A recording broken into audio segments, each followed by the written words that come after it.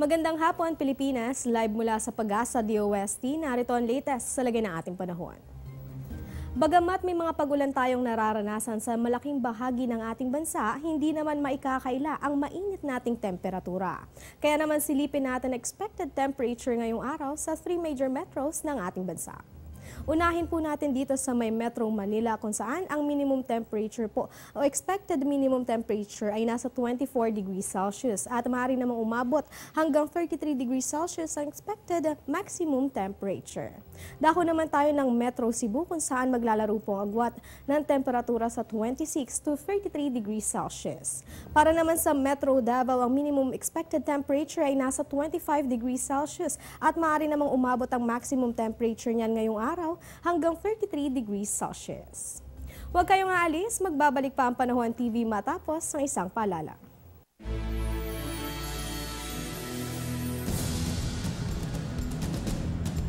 Mga numerong dapat tandaan sa inyong pagbiyahe. 136 para sa MMDA. Para naman sa NLEX, 35000 o kaya ay 5808928.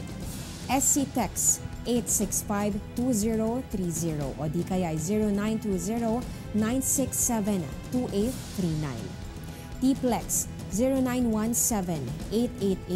0917-888-0715. Sa mga dadaan ng Skyway 318-8655.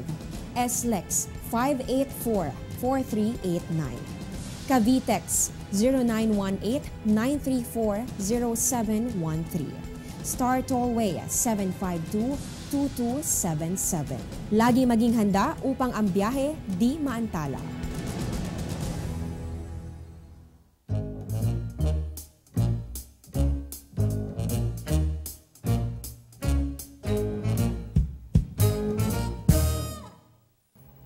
Usong-uso na nga mga lamok tuwing maulang panahon, lalo na sa mga tropical countries tulad ng Pilipinas. At bagamat isa pa lang ang naitatala sa ating bansa na kaso ng isang malalang virus na dala ng isang lamok na tinatawag na Zika virus, kaya naman pinag-iingat pa rin ng mga tao na mahilig mag-travel sa labas ng bansa.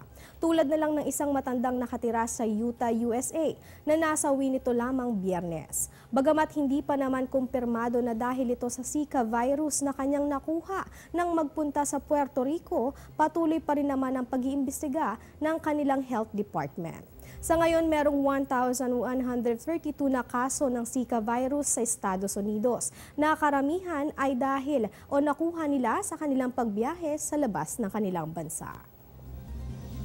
At yan muna ang latest mula sa Pag-asa DOST. Ito ang Panahon TV kung saan walang pinipiling panahon ang pagbibigay impormasyon. Ako po inyo nakasama, Rachel Pelayo. Magandang hapon, Pilipinas.